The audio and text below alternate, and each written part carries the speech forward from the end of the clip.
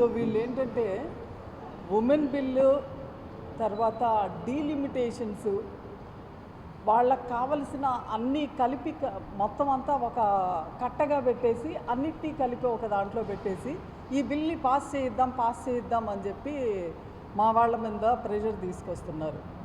ఎల్ఓపిని కానివ్వండి, of course in general all opposition parties మీద.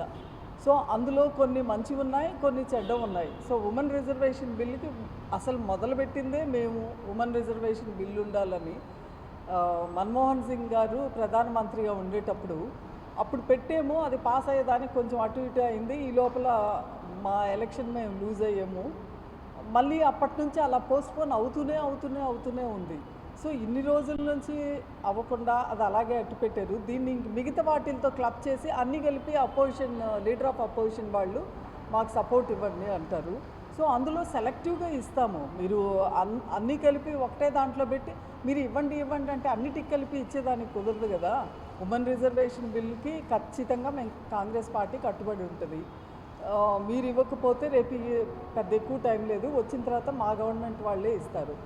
So ఇప్పుడు ఉమెన్ రిజర్వేషన్ బిల్తో కలిపి డీలిమిటేషను అందులో ఉండే లొసుగులకు మాత్రము డెఫినెట్గా కాంగ్రెస్ పార్టీ సపోర్ట్ ఇవ్వదు. అది వేరే ఇది వేరే. సో రెండింటిని క్లబ్ చేసి కాంగ్రెస్ పార్టీని ఇరుకుని పెట్టేసి ఏదో చెయ్యాలా అని చూస్తున్నారు.